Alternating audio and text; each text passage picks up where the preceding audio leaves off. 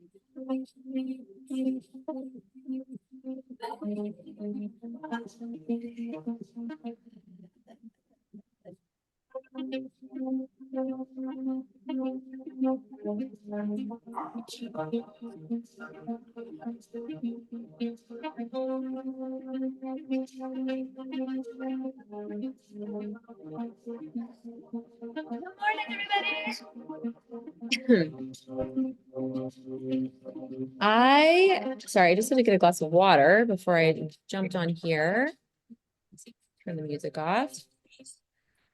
If you haven't already muted yourself, I should have made it so that it mutes you automatically, and I'm sorry that I didn't. Make sure that you're muted just because there's going to be a lot of us in here and it can get a little bit muffled if we aren't. But I also, as you're coming in, would love to encourage all of you to turn your cameras on.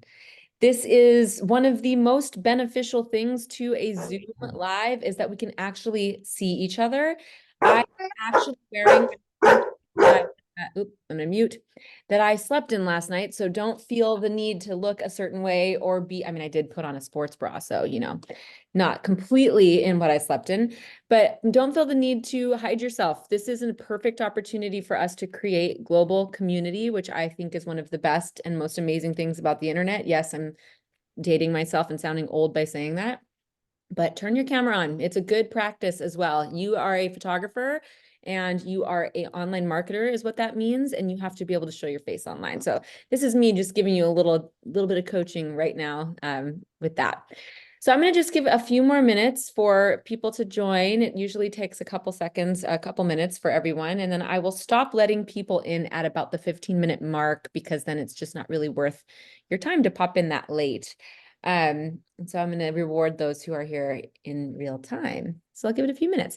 If you haven't already, I asked, in the comments to say where you're from. It's kind of fun to see the global community that we have in Elena Esplair Education and my online space.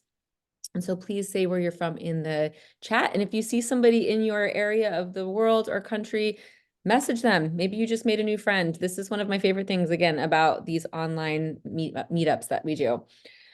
And I love doing live Zooms. I don't do them nearly enough anymore. So happy to have this webinar. I'm going to give it a couple more moments. Another thing that I would love to know in the chat is how you found this webinar and if this is the first time that you've been to one of my webinars. If it is, welcome. Most times people have kind of been in and out of my communities for a bit, but let's see. So we've got people here from the UK, Ontario, Germany, Brazil, woohoo, Missouri, Northern Minnesota, from Africa. Let me see. This is what I love about this. Virginia, Cedar Park, Texas, Central New York, Oregon, Minnesota, Pensacola, Florida, Sweden, Jacksonville, Florida, Switzerland, Louisiana, UK, Massachusetts, still loading, Texas, again, another Texan, Ireland, Wisconsin, Pennsylvania, pretty incredible. New Hampshire, just always, again, sort of blows my mind when we think about our ability to connect like this from a global standpoint. Just also very, very cool. All right. Half of you have not turned on your cameras, probably more than half. What are you afraid of? You're afraid, don't be afraid of showing your face. It is going to make this a lot more enjoyable for everybody if we're not just looking at random names there. If you have not muted yourself, please mute yourself. And that's my bad for not making that happen and I'm going to come in and try and mute everyone that I can see. That's my bad for not making that be a thing that happened when you joined. But if you're driving, that's okay too. I know that, but if you're driving, don't hurt yourself. All right, I'm just checking to make sure everyone's muted. Okay. So it's 11:05. I'm going to go ahead and get started. And like I said, I'll let people enter for about 15 minutes. If you have any questions while I'm talking, go ahead and write them into the chat and I'll try to come back and answer them later. And I will leave room for questions at the end as well. So I'm going to share my screen. Just a sec. Get everything loaded up here.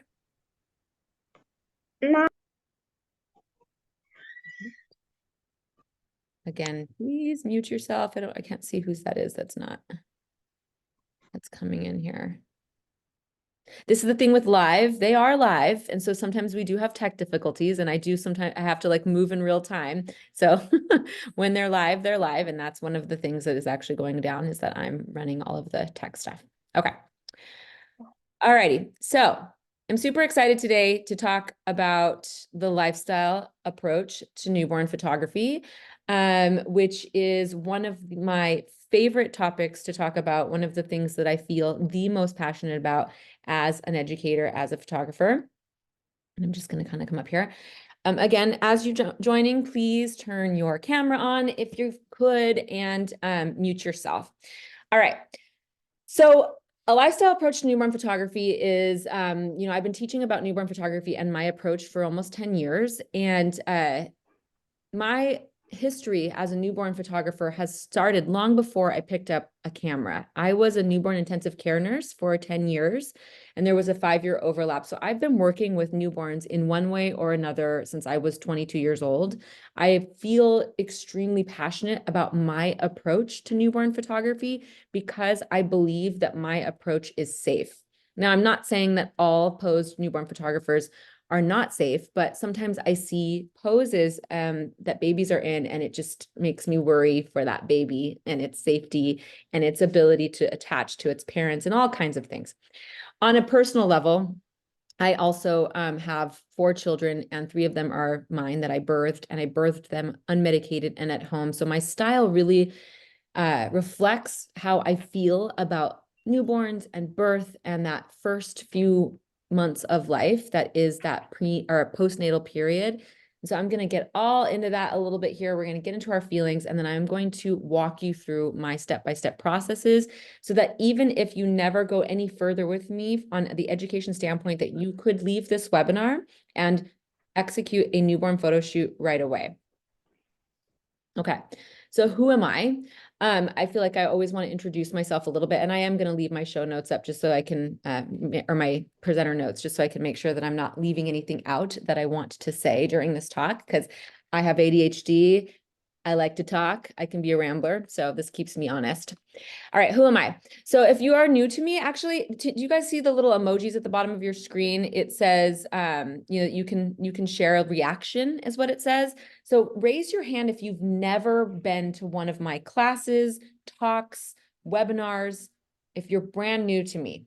Okay, cool. So we've got some brand newbies. All right, hey, I love this. I love this about these things. Okay, so if you're brand new to me, then this is exactly why I'm going to introduce myself. So my name is Elena S. Blair. The S stands for Sanchez, and I am a lifestyle, family, and newborn photographer based out of Seattle, Washington.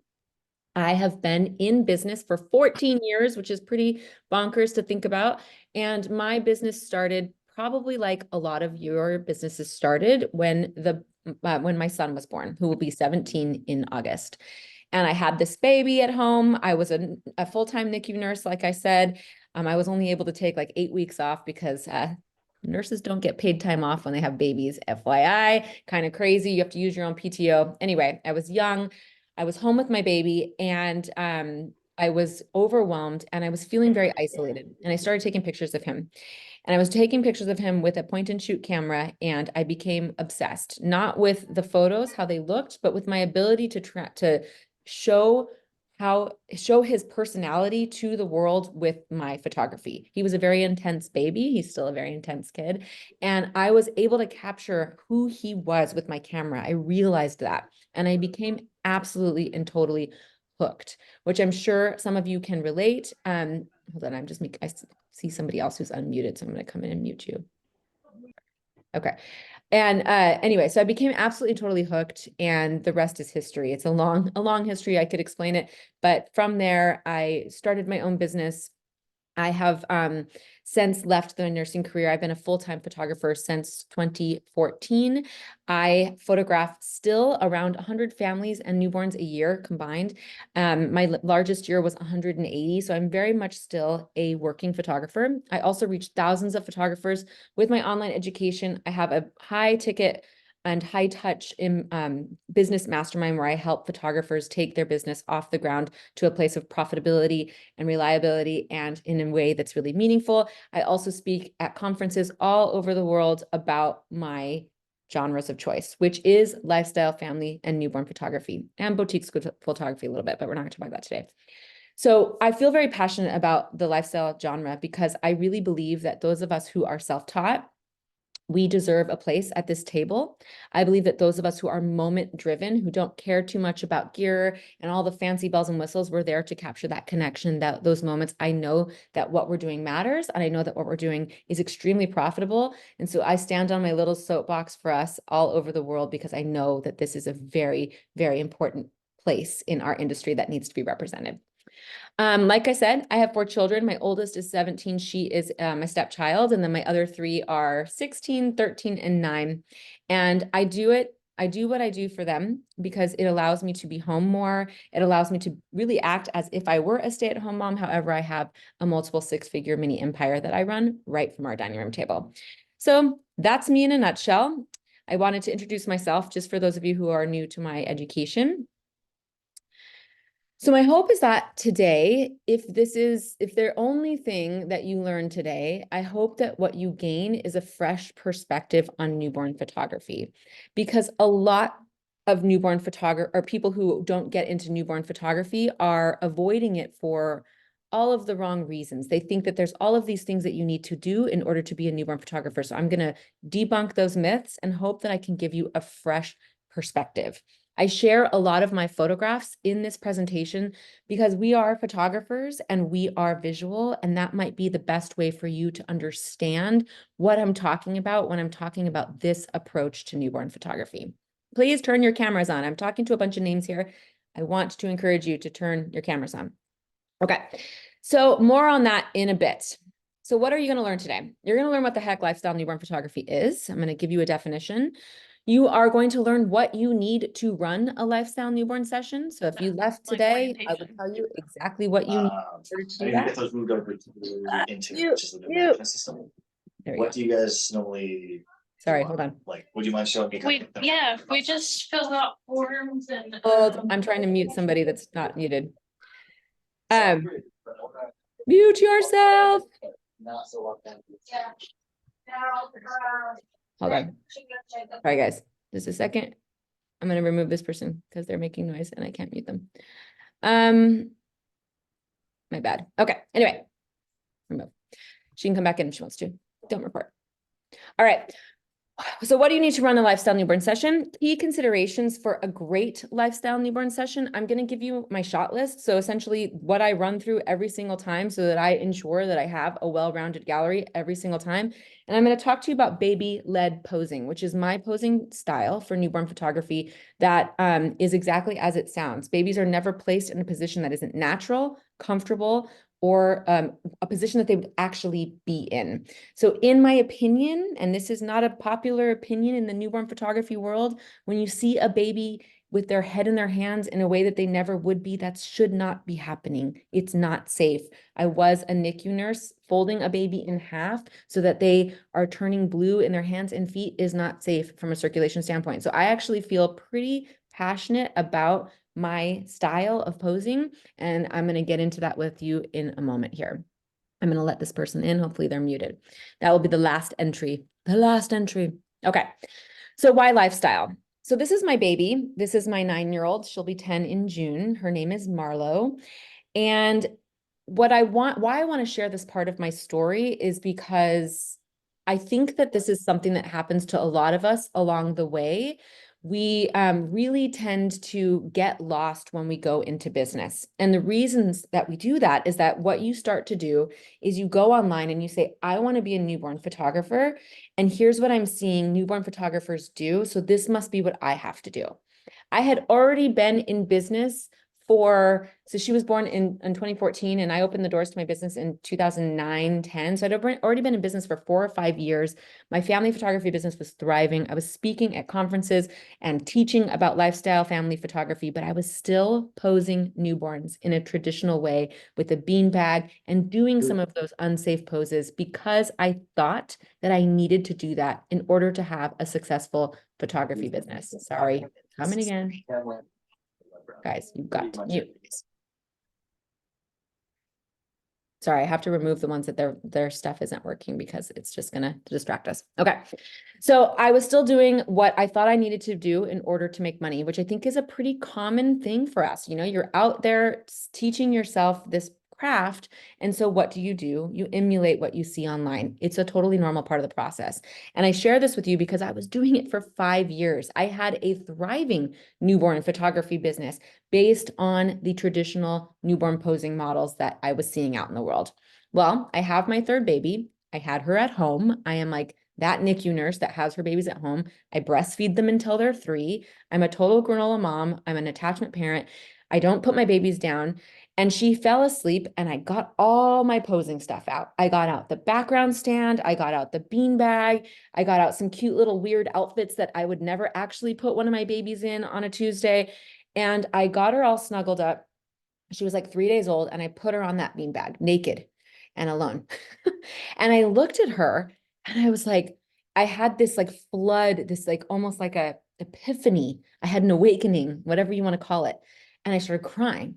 And I'm like, oh my God, what am I doing? Why? This is not anywhere near who I am as a person, as an artist. This doesn't match my lifestyle family work. Why am I posing my perfect baby in a weird position that she would never be in, alone on a beanbag, on a background that I've probably put 5 other babies on him. Don't worry, I washed it in between, but that had no significance to me. I had this awakening and I picked her up and I wrapped her up. And this is the photo that I took on my bed that I live in. When you have a new baby, you live in your bed and in a blanket that she was not always being wrapped up in, asleep and comfortable. And I decided right then and there that I would never pose a baby again in that way. And that I would never come to a family's home with a beanbag and all of these things ever again. Now, it was a very scary thing to do because my newborn photography was bringing in $40,000 or $50,000 a year. So I also had a family photography business. So I was making over $100,000 a year, and more than half of that, depending on the year, was on my newborn photography work. So I was thinking, oh my gosh, this is going to be a real risk, but I have to do it. I have to stay true to who I am as an artist, and I'm going to completely rebrand. And here's what happened. My entire business exploded, and I became recognized and known in our industry for my style of lifestyle newborn photography. That's what we call it. And here we are. She'll be 10 years old in June, and I have not brought a beanbag. I sold all my stuff to a shoot since. So lifestyle newborn photography to me is more aligned with who I am as a person, as an artist, and it's really what I want to offer to my clients so that they don't get a picture of their baby wearing bunny ears. Instead, they remember their baby as their baby was, in its most perfect simplicity. And this is why I offer it. And this is why I like to teach it, because it's pretty much been a game changer for me and so many of my students. So what is lifestyle newborn photography? So here's the thing. We like to use words to describe what we do as photographers. We are humans. We like to have boxes. This is just something that we do. The truth is that when I first started in the family photography world, lifestyle wasn't even a word that we used to describe it. This has come about probably in the last like 5 to 10 years that we've really started to use this. But I'm going to give you a definition in my terms, and you can define it in yours. Really, what lifestyle means, and I'll show you that I do a little bit of all, but is that I'm able to go into a family's home and I'm able to capture where they are right now, show them that this stage of their life, this time when they have this newborn, even though it's chaotic and hard, is actually beautiful. I have no expectations of their newborn.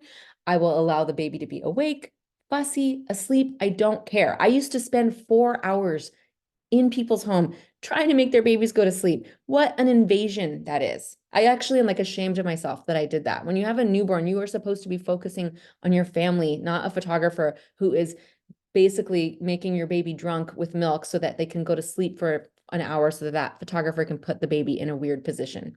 It makes no sense to me. I am ashamed that I did it for so many years. So I have no expectations of that baby. I have learned how to pose and direct families, how to run a session efficiently and smoothly so that I'm in and out in about 90 minutes tops, depending on how much the baby needs to eat. I really am trying to capture a little piece of humanity. I really want people to go back in time and remember what it felt like to have that baby in their arms. And for anyone here who has had a newborn, you will remember that you think you're going to remember it forever because it's so intense, but you don't. You actually like black out for a month. And then the next thing you know, your baby's a month old and you're like, whoa, what the heck just happened? So I want them to come back to that time.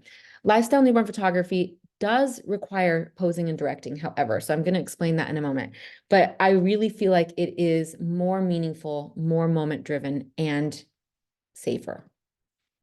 Okay, so I actually really want to know, and you can raise your virtual hand or your real hand. Tell me who here is already a newborn photographer?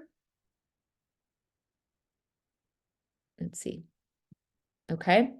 And who is just getting started in newborn photography? Or maybe you're just curious about this genre. Actually, raise your hand if any of these are ringing your bell. Or maybe you pose newborns and run your shoots in a more traditional way, which is fine. There's a very big business for that. There are a lot of people who want that. So if that's what you want, it's okay. So I'm hoping that I just maybe give you a little bit of a fresh perspective. Or maybe you're new to lifestyle. Okay, well, this is a good place for all of you. My feeling, my true belief is that lifestyle newborn photography is more meaningful. It is not taking a perfect baby and putting them on a pink background with like bunny ears or wings or whatever and making them into something that they're not. There is nothing more perfect or more beautiful on this planet than a newborn baby, in my opinion. So why is it that we feel the need to turn them into something that they aren't? It's actually kind of silly, and I'm just here to tell you it's unnecessary. But the best part about lifestyle newborn photography is it's more laid back. And I think that that is one of the biggest benefits for the family, because again, if you've ever had a newborn, I've had 3, even though it's a beautiful time, it's actually an extremely stressful and chaotic time. And so this makes for the whole family to have a more laid back experience. So I want you to think about, what would you want to remember? If you have or haven't had a newborn, I want you to really think about this. When you are looking back on that stage of your life when you had newborns at home, would you want to remember how your baby's head felt when you were touching it with your finger? The warmth of your baby on your chest, how your baby smelled? Would you want to remember how your baby sounded? Would you want to remember what it was like when your toddler was getting to know your baby or your partner was getting to know your baby? All of these things are so intense. I'm pretty sure if you thought back, you would say, you wouldn't say, excuse me, I wish I remember what my baby looked like in a red wagon. That would be cute. I wish I remember what my baby looked like with a crown on his head. Probably not. That's not what you're going to go back to when you're thinking about that precious time in your life that is having a newborn. All right, hold on. We got a bunch of people in the waiting room. I'm going to let them in. Let's hope that we got 2 people. Let's hope their mute's on, or I'm going to kick them out. Okay. So I think that a lot of photographers fear newborn photography. And I think that the reason that a lot of photographers shy away from it is because they're believing the myths that they're seeing or hearing online. And I am going to review some of those myths now, and maybe some of you have been avoiding newborn photography for this reason. So when I first jumped into the newborn photography world, I was, scouring every online resource I could find, and I only could see that the people who were doing this professionally were heavily posing newborns. So newborns were in, even if it was just the pretty basic poses, like there weren't any lifestyle portraits of newborns. It was as if babies weren't allowed to cry. It was as if babies weren't allowed to breastfeed or take a bottle. It was like they were making this baby into something that they weren't. And I thought, okay, well, that must be what people want. They want superposed portraits. That must be the only way I can make this as a profession. Another thing that you often see when you're searching for information about newborn photography is that newborn photographers have a studio. And a lot of people think, okay, well, I either need a studio setup or I need a studio in order to be a professional photographer. And so that really gets in their way. It's a big roadblock. Well, I guess I'm not going to do newborn photography then. A lot of people, when they are starting their search on the internet about learning about newborn photography, will see a bunch of props and fancy outfits. If you go to conferences, I'm about to be at WPPI next week. The show floor is full of vendors who sell props, posing aids, etc. Now, if that's what you want to do, no judgment. There is a place for all of us at this table. But why I'm telling you that this is a myth is because a lot of newborn photographers or people who are interested in it won't even try it because they think that in order to try it, they've got to invest in all of these posing aids and that they got to do all this posing and they have to have a studio and blah, blah. So that's why I'm trying to break these myths for you. So people think that you need all kinds of fancy outfits like knits and things and all kinds of props in order to be a professional newborn photographer. And here's one thing I'm going to tell you. If you're using these things, please promise me that you are washing them in between sessions, because I know a lot of newborn photographers who do not. And that is extremely unhygienic for a newborn baby who has not been vaccinated. Sorry, I'm still a nurse here. Babies need to be taken out of their parents' arms for photo shoots or for photos. Sure, sometimes. Sometimes you want to take a baby out of their parents' arms, maybe to get a few. But the traditional newborn photography approach will teach people that they need to overfeed the baby, they need to overheat the room, and they sometimes even recommend having the mother leave the room so that that baby who has a natural primal attachment to the mother and can smell the mother isn't irritated by the mother so that you can get the photos that you want to get. That's horrible advice, by the way. It's not okay. You should never ask a baby to separate from its mother. That's not okay for photography. But I think that what happens is that we believe this. And so then we don't take portraits of the babies in their mother's arms. This is a baby breastfeeding here. Babies need to be asleep for their newborn photos. This is another one that is just a huge roadblock for a lot of people. They will spend hours upon hours getting a baby to sleep when babies are beautiful awake as well. There's no reason that you can't do an entire newborn photo shoot when the baby is awake. In fact, I love when they do this, when they look me right through my soul like this, like a newborn does. I need artificial lights or a flash to be a professional newborn photographer. Yet another roadblock that a lot of people, they just don't even try because they think that this is what's necessary in order to be a newborn photographer. You don't. I do all of my newborn photo shoots 100% natural light. I always have, always will. So I polled my Instagram community last year and I said, hey, everyone, I'm Here, this is Amber. Oh, Amber, you got to delete your, you just said this is Amber, you got to mute yourself. Okay, I can transfer you. Let me Hold pull on. up Sorry, guys. the I'm directory. gonna mute her. She's working and we're hearing it. I swear we normally make that happen automatically, but it did not. Okay, I muted her. I'm not sure. There we go. Okay, I'm gonna stop letting people in because this is causing me issues. Anyway, so these are the words that people came up with. So I said, tell me what you think about. What is your knee-jerk, like first thing that you think about when you're thinking about a newborn? Sleeplessness, baby scent, fresh, tiny, love, beginning, pure, snuggles, bliss, precious, responsibility, incredible, sweetness, soft, delicate, new. Notice that not one person, not one said perfect. Not one said asleep, because we all know, you know what? Babies actually don't sleep that much. They do a lot of waking up for us when we're new moms. No one said stiff. No one said, I think of baby in a basket. When I think of a baby, I imagine that a baby is wearing aviator glasses and is in a wooden plane. No, they don't think that.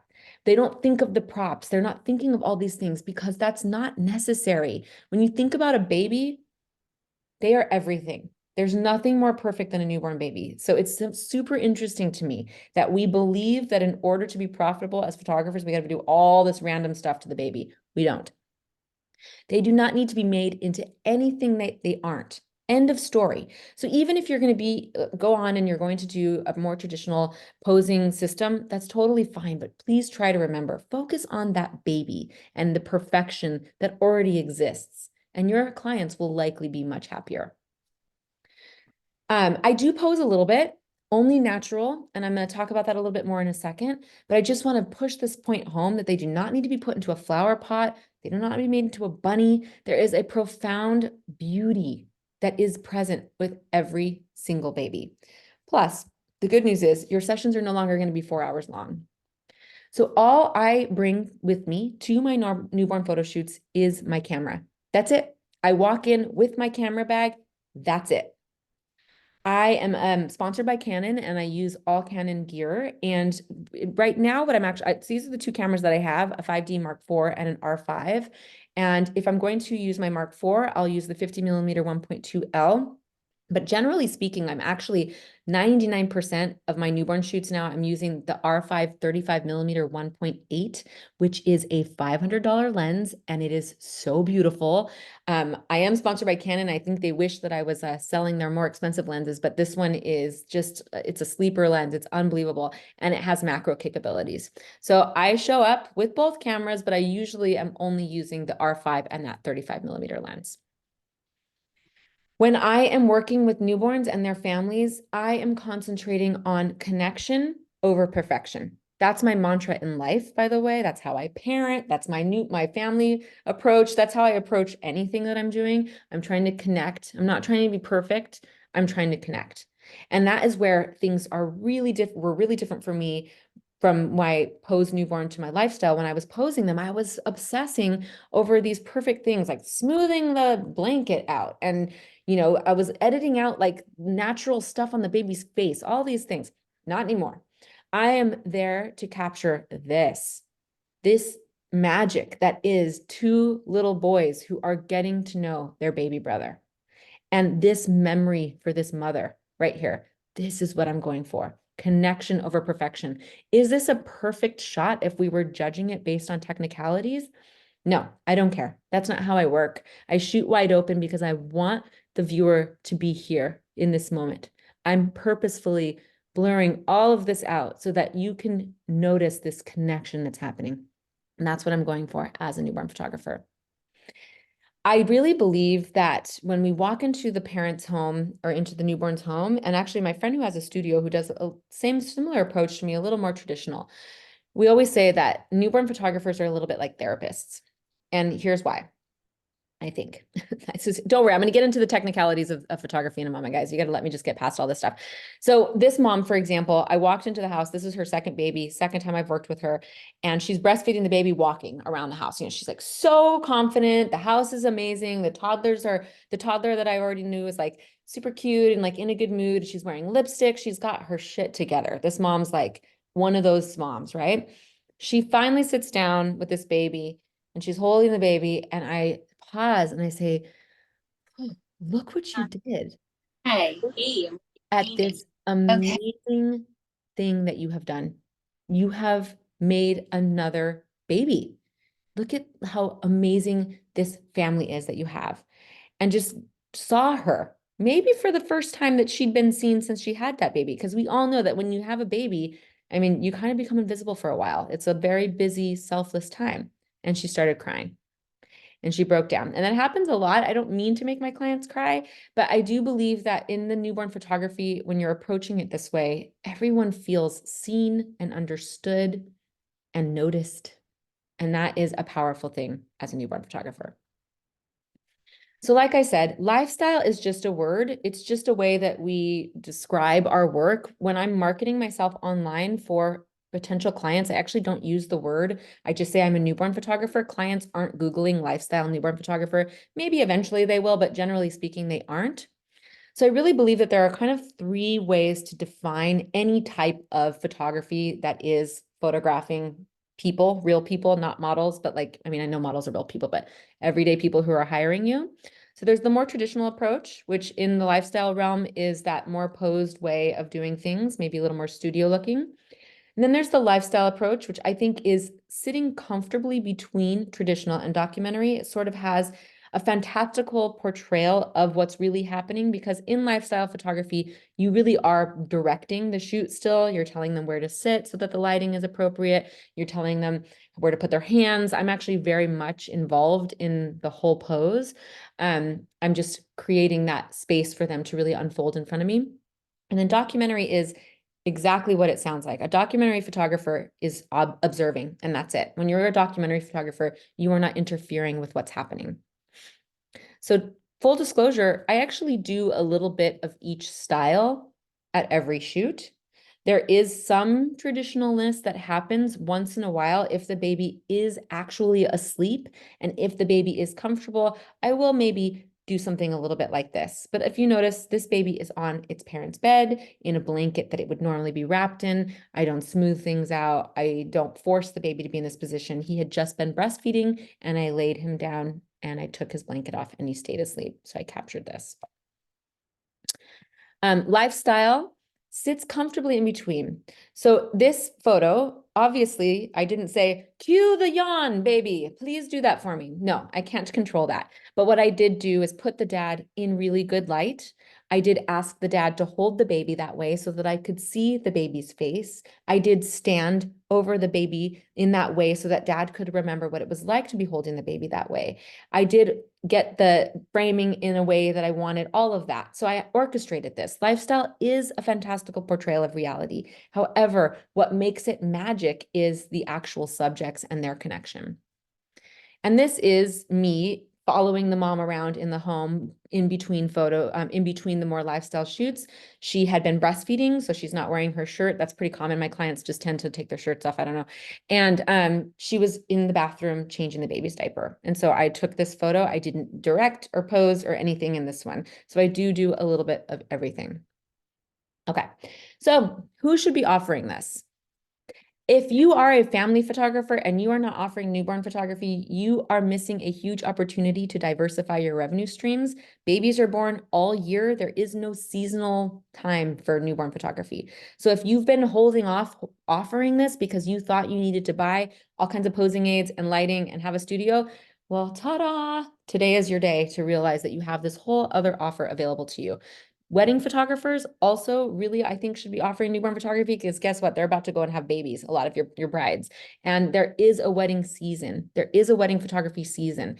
And this will help fuel your business during that time. You should be thinking like a CEO. Here I am going to the business side of things. If you want this to be a real full-time business, you have to think like a CEO and you have to have a plan for slow season or be able to budget for slow season. You have to pay yourself year round.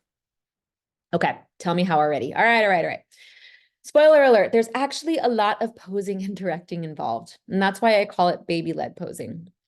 You are the creative director of the photo shoots that you are doing for these families. So this is in the family's home here, obviously during COVID, and she was breastfeeding her baby. So that's a normal, natural thing. And I told her to put her legs like that so that she would look a little more, flat, so I could flatter the form of her body. I asked her to bring her hands around so that I could see her hands. I'm in this photo photographing the baby's leg and her hands. So I am directing. I put her in this light. I want it to be well lit for my photos. So you are going to be the creative director of a shoot. So you want to think about all of the things that are going on for this family. When a family brings a newborn home, there is total chaos for the most part. I mean, if you had a newborn and you didn't have chaos, you should probably write a book. For the rest of us in the world, there's a lot of chaos in turmoil emotionally and also just in the home. So you really can't, you do need to come in and be the expert and have a system. So if you came in and you were like, yeah, okay, where should we do the photos? What do you want me to do? Oh, they're going to feel stressed. You don't want to do that. So you have to be the expert and you have to have a system. And that's where my posing and all of this comes in. So I tell my family that my posing is baby led and that the baby is in charge. So if the baby wants to eat, the baby eats. If the baby wants to be held, the baby is held. If the baby wants to sleep, the baby sleeps. I do try and get photographs of the baby alone. And I do pose a little bit, but it's only in a way that is natural and safe. And in an entire photo shoot with the newborn, which is about 90 minutes tops, the baby probably spends 10 minutes max out of the parent's arms. And that is the truth. So where do all of my sessions take place? My sessions 100% take place in the family's home. I live in Seattle, Washington. It rains here like more than half of the year. We have a lot of clouds and homes are $3 million and 1,000 square feet. I'm exaggerating, but you get the point. Okay. So I know that I'm showing you some of the prettier homes, I guess, in this situation, but like, this is like a teeny tiny bathroom that I'm in. So if I can do it, you can do it. I can do it in any home. You can do it in any home. So here are my key considerations to a lifestyle family photo shoot. Above all, connection and emotion. Light is always important. Any photo shoot you do, light is going to be one of the most important components. And of course, the environment that I'm going to incorporate into the photos. So when I am working with families, when I'm working with newborns and families, I want my work to evoke an emotional response. And of course, not every frame that I take is going to do that, but this is what I'm going for. I'm thinking about how can I bring this family back to this place, but also because it is your job to market your business, I'm thinking, how could I bring somebody who potentially wants to work with me to a place of feeling connected to my work? And I do that by creating an emotional response. I'm okay if that response is not something that resonates with them. In fact, I push my portfolio to its limits in order to attract and repel. So this is a very pointed image. This is a very specific type of mother that would hire me and be totally fine being she's totally nude, having a baby makes you feel all kinds of things about your body. And there's some women who would sooner crawl into a hole before they'd let me photograph them this way. And they need to know that this is what I'm after. So I want those people to go to someone who's going to hire a makeup artist and put them in a white gown. They need to go to a photographer who's going to do that for them. I'm trying to attract and repel with that emotional response that I'm creating with my work. Now, the nice thing and the most amazing thing about emotional connection in your photography is that it leads to client satisfaction and artist satisfaction. So if a client feels attached to you as an artist and the photos, they will be happy with the photos because they don't see anything, they feel something. So this mom, when she looks at this, she's not saying, oh my gosh, I can't believe my belly was still so big and that line on my belly is still there. And, she's not judging herself. Instead, she remembers what it was like to have her baby breastfeeding just after birth like this. And if she feels something, she's a client for life. So how do you bring emotion to your work? You yourself have to be relatable. You have to be vulnerable, and you have to be willing to connect as a human to your clients. We are in the feelings business, guys. This is very much personal. If you are going to photograph people, especially people who have just had a baby, then you better be ready to connect with them. If you come in and you are not allowing yourself to connect, it's going to be very hard for them to feel comfortable unfolding in front of you. Go ahead, fall in love with your clients. This is a good thing. Annie Leibovitz says that the reason that she is such a successful photographer is because she's not afraid to fall in love with her clients. I'm not either. I go in there and I feel high on the oxytocin in the air because I'm just like, oh, I'm so lucky that I get to be in here photographing you during this time. It is a special thing. It is an honor. Feel free to connect with them. I want you to take some time, if this is one of the only other things that you learned today, to think about how you want your work to feel, not how you want your work to look, because this will help you to create photographs that will evoke emotion from your clients that you're already working with and potential clients on the internet. So I like my newborn work to feel nurturing. I want that nurturing feel. If I'm going to photograph a baby, I want that baby to feel serene. I want that feeling of serenity that is a newborn. I like the sense of wonder that is present in a newborn's eyes. And notice I do not smooth babies' skin. They have texture in their skin. We all do. I don't smooth them. I want to capture that sense of togetherness that a newborn baby creates and cultivates. And again, I keep bringing in my own newborn experiences because that really is where I'm approaching this from. It's okay if you've never had babies, but when you have a baby, there's something magic that happens. The whole world stands still. And all of the sudden, it's all that matters is in your home. And of course, we all move on with our lives and people go back to dance class and soccer and all of those things. But there's that first couple of weeks that is just like that newborn magic. And I want to capture that. I also love that touch of romance. I'm always asking mom and dad to kiss and to look at each other in their eyes because that's where this all started. And I want to capture that. I always say that a mom is as attached to the baby as a baby is attached to the mom. You feel like you could not survive or breathe another breath without that baby next to you for that first couple of months. It's just this like primal attachment, unless there's a postpartum issue, of course, but for most people. And I want to capture that mutual attachment. So I want you to think about what you want to do from a feeling standpoint with your newborn work. And chances are, when you start dissecting that, newborn in a red wagon is not going to be what comes up. All right, so the next super important component, of course, is light. So I do all of my photo shoots in the home. Best indoor light is late morning, in my opinion. So I schedule all of my photo shoots about 10, 11 at the latest. I don't like to go to 11 if I can avoid it because at noon in the summer in Seattle, it's like you can get a lot of harsh light coming in through the windows. So I like to schedule my shoots at 10, excuse me. But also babies are less fussy in the morning. So that's a little tip. So when I get into the home, I tour the home and the client knows that because I've prepped them and I do a little home tour and I choose where I'm going to do the photo shoot. The light is what guides me. So sometimes you go into a home and they're like, oh, our master bedroom is beautiful. And their master bedroom is like in a cave. Sorry, we will not be doing the photos there. That is going to be what's going to save you. Do not do photos in a room with bad light. End of story. You have to remain in control here. If the light is bad, do not do the photo shoot there. That's it. That simple. I only need one good window. And sometimes I do the entire shoot in one room on one bed.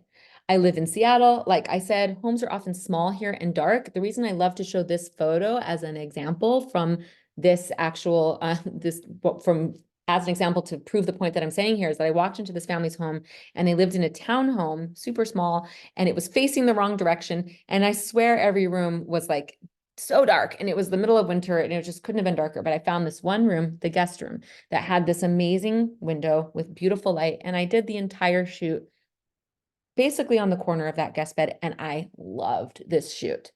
So you only need one window. If you were working in a studio, you would have probably one spot that you were in, right? So no big deal. Be the expert. Don't shoot in a room with bad light. Remember that. That's like gospel. So the next thing, when you are photographing in home with natural light, make sure that you turn all of the overhead lights off. Overhead light will mess up your white balance and your exposure. So you want to make sure to turn all overhead lights off, no matter what. Even if there's one tiny overhead light in the corner, it needs to be off. It will mess up your white balance. It will make editing a nightmare for you. And thank you, Canon, for making gear that allows me to push my ISO way up. This whole photo shoot was done at ISO 4000. Don't care. People will tell me I'm wrong. I've been doing this for 14 years. I speak at the biggest conferences in the country about newborn photography, and everyone kind of rolls their eyes at me when I say this, but sorry, I'll never bring lights into a family's home. Don't want to, don't care. My gear was made to push ISO, and so I do it. And I actually also kind of love this feel. I love the filmy feel that comes with that. But if you are exposing properly, you will have minimal grain. A really good DSLR or the new mirrorless cameras were made to push the ISO high. If you're using a professional grade camera, your camera can handle it as long as you're exposing properly. Another thing I was going to say about ISO really quick. All right. Anyways, I think I got sidetracked. Okay. And the next important thing that you must consider when you are working in the home is the environment. So yes, sometimes I walk into homes and the place is like palatial and I'm like, woohoo, we're going to use all the areas of your home. Like this is like such a beautiful kitchen. And so I wanted to use that. But I don't care about that, honestly. That's not really what inspires me. What inspires me is connection, and I only need one good window. That's it. This is a mom. This is actually my assistant on the floor, a concrete wall. It doesn't matter, right? You don't need all the bells and whistles. So when I am doing my newborn photo shoots, I prefer clean and simple. So I educate the clients on this before, and when you have a really solid portfolio, clients will actually dress themselves and the baby like they see on your portfolio. Hot tip. So I tell the families that if we're going to put the baby in any kind of outfit, it needs to actually fit them. No collars, no bows, no patterns. I want neutral colors only, no bright colors, and I want a background that is going to be neutral. And if the family has a colored background, you know, like this one, they had this like sheet, that's fine. It doesn't matter. But if their comforter, the reason I'm showing this one is this family's comforter, this is actually, hold on, I'm going to show you who it is.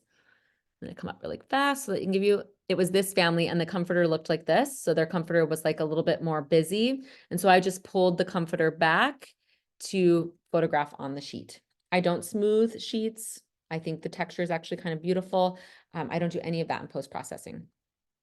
I will remove clutter. So this family, this is their second baby. I've photographed 3 of their babies now. They had just moved into this home. There were boxes everywhere. There was like kids art on the wall. They have, you know, they had a toddler that had done some art, and I kindly removed the art from the wall. I said, can I please take this off? And I just moved the boxes and I just removed clutter. So it's not a huge deal to do that. I want it to be clean. You can make any home clean. I've even taken big like art off the wall before. You don't have to do that if you don't want to, but I have.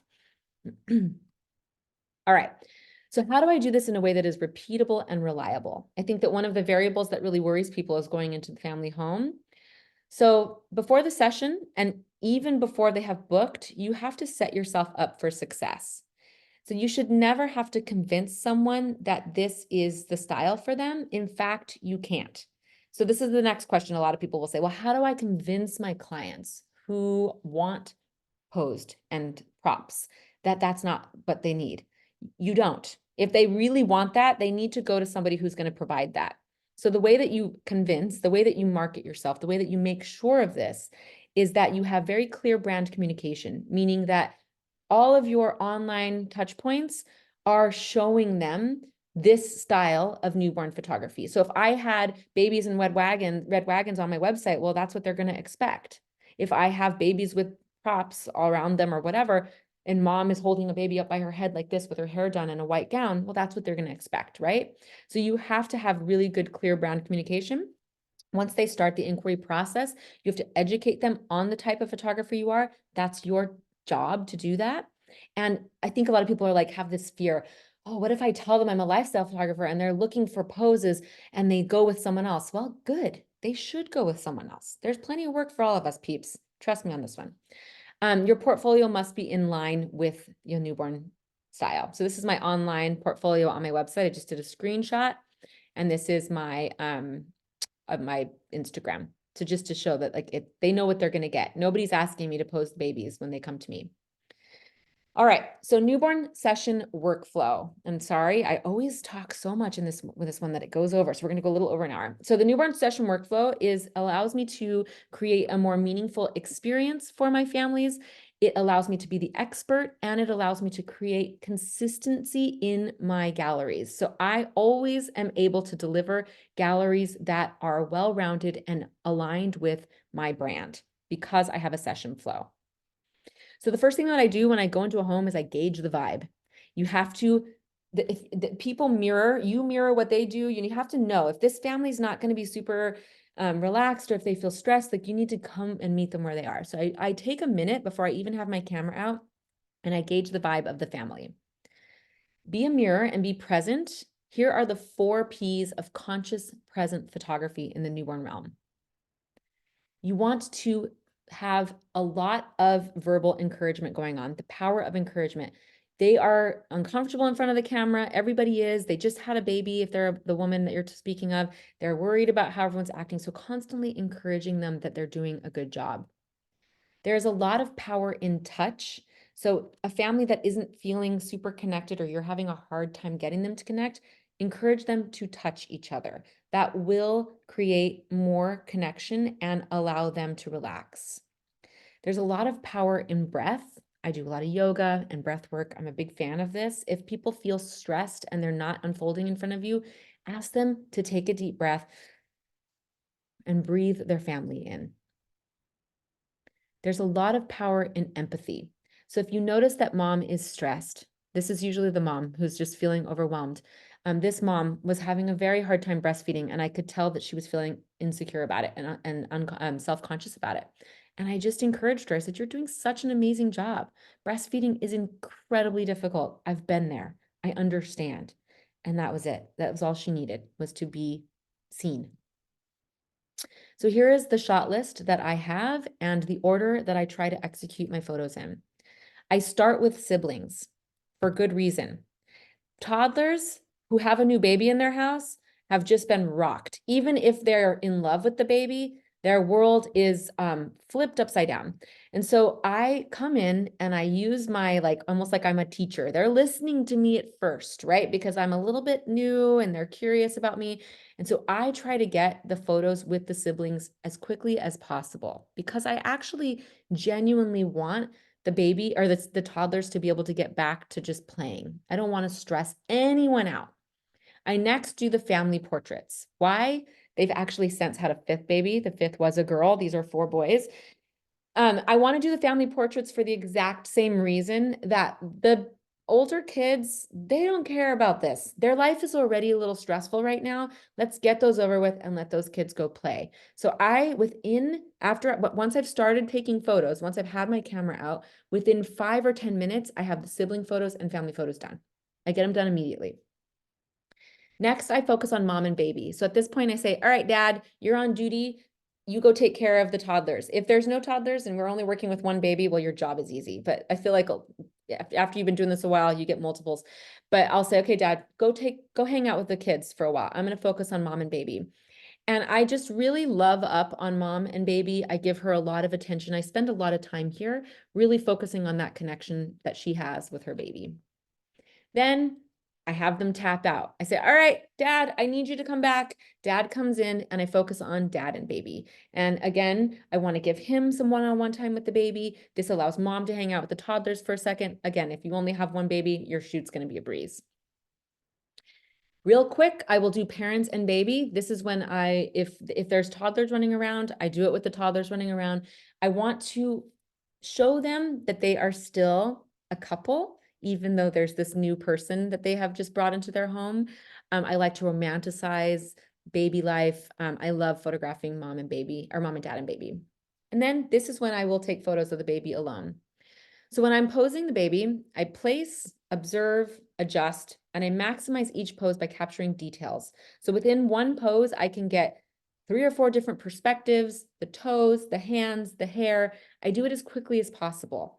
If I'm getting these poses while the baby is being held, I will strengthen any interaction that's already happening. If I notice that mom is caressing the baby's hair, I'll have her keep doing that so that I can photograph it. Like I said, my sessions are family focused. Babies rarely leave their parents' arms. You can get beautiful photographs of a baby in their parents' arms. So I start with the baby swaddled and I take a headshot. That's what I call this. Love. I will move the baby to the tummy at this point and unswaddle the baby while the baby's on their tummy.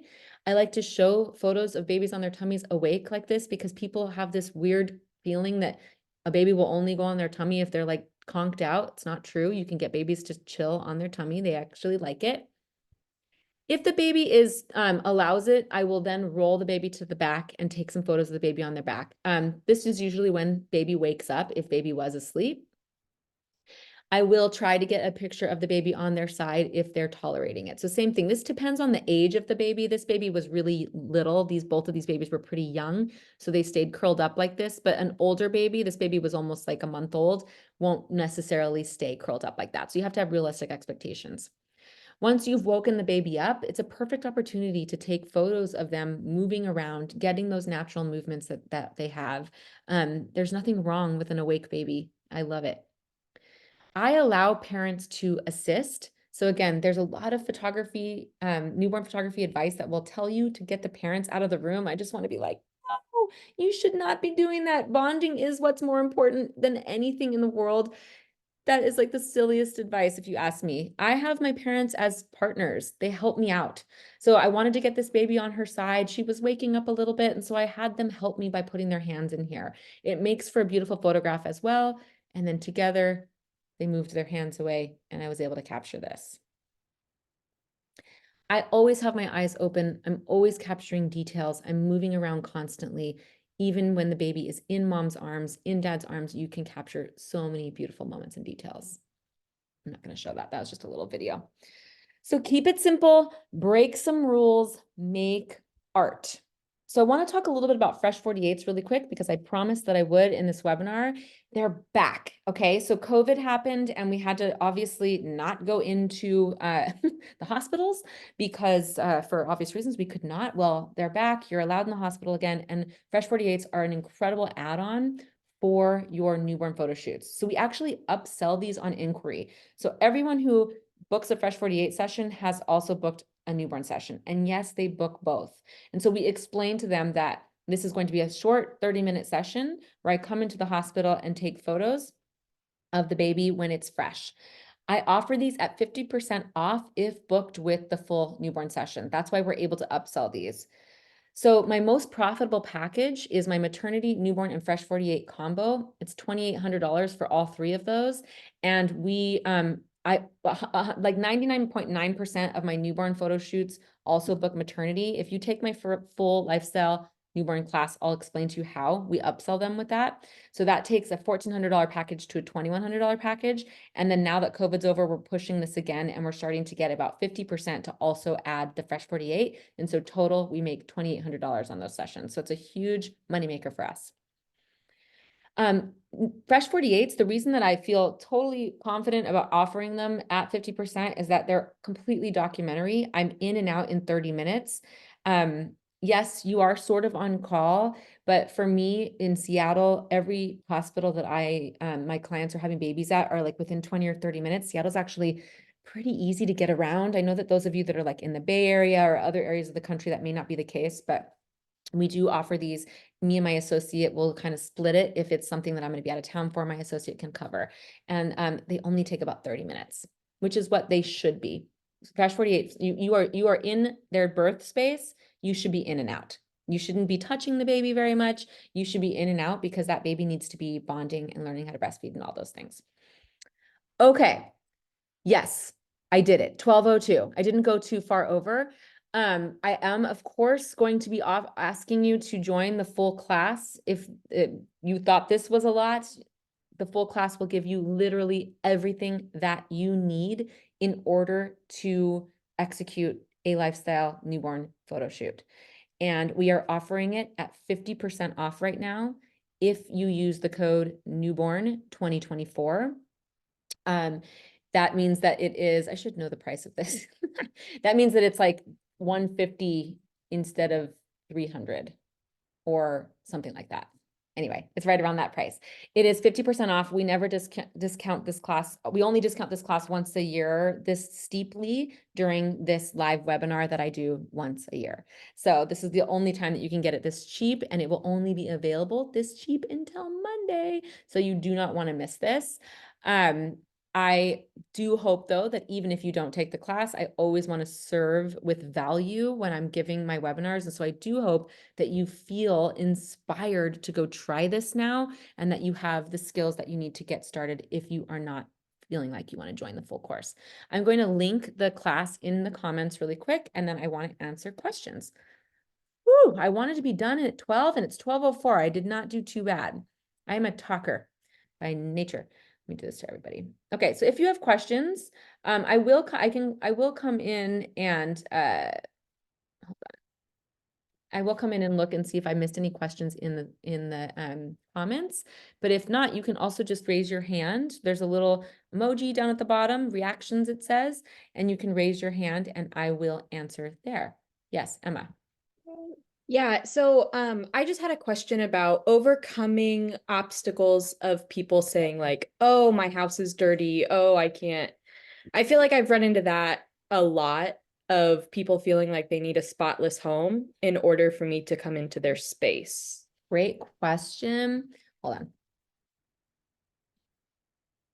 I'm letting that waiting room know that I'm not letting them in. So that's a great question. So this is a huge, the way that we work, the way that you fix that, I guess, is with client education.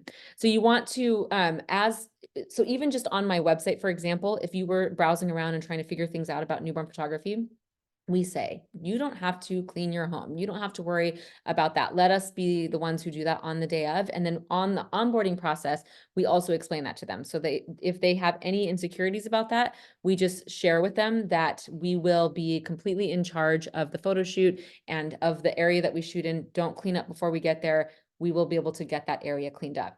I think that I never get asked that anymore or have that, that worry anymore from clients, because when they see my online portfolio, they know that all of the sessions have taken place in the home. And so they're not going to even inquire if they don't want an in-home session.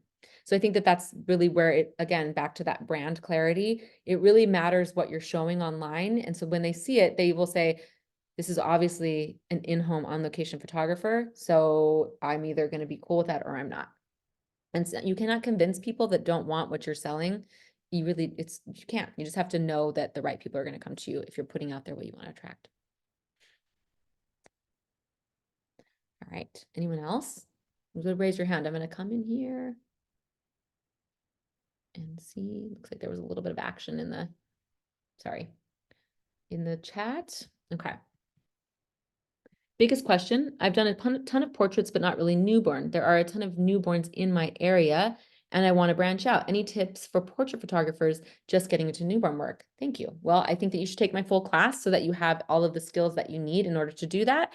And then I would put out a model call. So you are right. Then one of the most important things, if you want to start offering something new, is having a portfolio that represents what you want to offer. And it's very hard to market yourself if you don't have examples of that work and consistent examples. So what I would do is I would do model calls, and I usually suggest doing about three model calls so that you can get the experience that you need. And if you have any, if you know people that are pregnant, I would get on them now. I'd be like, hey, I'm trying out this new thing. Can I please come into your home and do a lifestyle newborn shoot? So that's how I would get that on the calendar.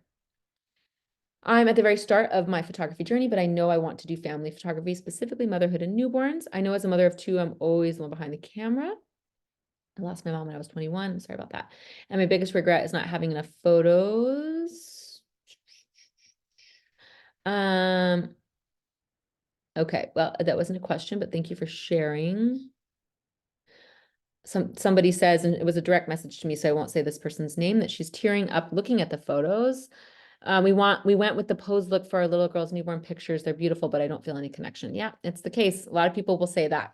The sessions don't allow mom and dad pictures with the baby at all. It was just the baby. Seeing the connection in the photos has made you feel different. Yeah, it's a big change. It's interesting that we do that, right? Like, why do we like pull the connection out of like one of the most connected times in life? It's an odd thing that we do, and sometimes as photographers. Okay, let's see. Let's see if there's any. When I do portraits, I often observe people and wait for behaviors that I want to capture. Do you do the same for babies? Do they repeat gestures and expressions as often as adults? Yes, they do. So like I said, I observe and then I strengthen anything that's already happening. So if the baby is like already curling up on their side, then I would strengthen the baby curling up on their side. If the baby is moving their hands around and seems happy doing that, I will photograph them doing that. So yes, it is essentially the same thing. What guidance do you give families about what the baby should wear? So I already addressed that in the talk, so I'm assuming that you already got that answered, but I give a lot of guidance. We have a whole client welcome site that we send our clients to, and I explain to them all of the things that I said already today, that I'd want the baby to be in solid colors, no bright colors, no prints, no like baby's, little sister or whatever. I don't want that on there.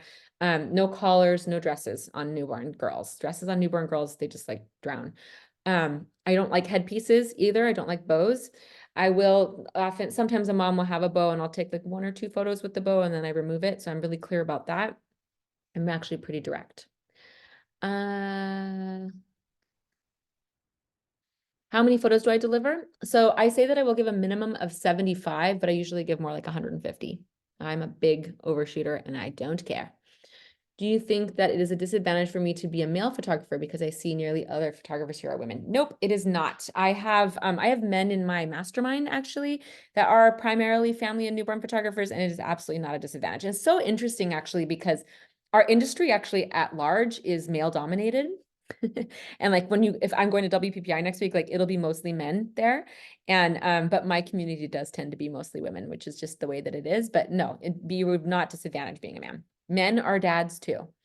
Do you do model calls? My model calls are completely free. Yes. And I know that I've heard the new trend where people charge their models like for the digitals or whatever, or like upsell them. I don't. I think that they're doing me a favor. And so I prefer to give it to them for free. It also allows me to have complete creative freedom in that way. Do I think you should work for free always? No, you should be running a profitable business. But when you're in the portfolio building stage, if I right now wanted to try something new, I would do it for free because I'm not in a place to be an authority in that area yet. So I want to go out and get that practice and make sure that I have something to show somebody as a repeatable result. So I think it's fine for me. Do you have any more info on how you do your maternity sessions? If you take the full newborn photography class, I talk about maternity sessions in there. I have a whole bonus on maternity sessions. Okay. Do you upsell the extra photos or give them for free? Well, nothing is for free. They spend $1,400 and I am all inclusive for that $1,400. So for $1,400, they get all of the digital files and an album. We make them a complimentary album and then they can buy prints if they would like from their gallery. Do you have any requirements for model calls? I am extremely specific when I do model calls. I ask the family to send me a picture of them. I know that that maybe is not a popular thing to say, but I do. And when we start communicating, I tell them exactly what I want them to wear. Exactly. They're being my model so that I can be the creative director 100%. So I'm actually very specific. So someone just said, what are my thoughts on those who are doing model calls and offering a certain number for free, but if they want more, they can buy a la carte? I actually don't like that. I don't think that it is, but that's just me. I don't think it's wrong. I mean, that's kind of cool that you can get money off your model calls, I guess. But for me, I feel like they're doing me a really big favor by being my models. And so I give them the photos for free. That's the exchange. They're working for free. So I'm going to give them the photos. It's up to you. That's a new trend, by the way. I've been in business for like 14 years and I feel like that's something I've just been hearing in the last like 2 years or so. Okay. I hope that you all decide to join. You're still here asking me questions, engaging. There's no reason for you not to get this class for 50% off. Even if you don't think that you're going to work through it right now, I would buy it right now at 50% off. You get lifetime access to it. Any updates that I do, and I update my classes every 2 years or so, you have lifetime access to those updates. So unless I expired this workshop, even if I expired it, if we expired it, we would give you the opportunity to download it. But if I update it, if anything new gets added to it, bonuses, etc., you will always have access to those. So it's a pretty smoking deal. We also have an online Facebook group that's super active where people are constantly in there helping each other and being very encouraging. Is there a lot of overlap from my family course? There's really no overlap from my family course. My family course is about running a family photography session, and this is about running a newborn photography session. They're completely different. I mean, am I focusing on connection in all of them? Yes, but my session workflow for an outdoor family session and my session for workflow for an indoor newborn session, completely different. Posing newborns, completely different. The business of newborn photography, also different. So it is every single workshop that I have is unique. Even if you've taken one on Creative Live and you're going to take one here, they're all unique. And that I can guarantee to you. All right. All right. Thank you so much, everybody. I hope that you will jump in and take advantage of this 50% discount. We will shut it down on Monday at midnight. So take advantage of it. We will not open it up again. Every time someone emails me and says, oh, I forgot to buy it, I'm telling you right now, please do not do that to us. It's a hard decision for me to make, but I have to stand in my integrity. And when I say that there's a deadline, there's a deadline. We will send an email too to remind you with the link as well, but I will pop the link here again one more time so that you can grab it and take advantage of this 50% off sale. And if you have questions, feel free to send me a direct message on Instagram. And once you join the Facebook group, you will see that there is a loving community waiting for you there. All right, everybody, have a great weekend. And if you're going to be at WPPI, anyone here, come say hi to me. And if not, I always answer all of my direct messages on Instagram. So maybe I'll see you there. All right, everyone, take care.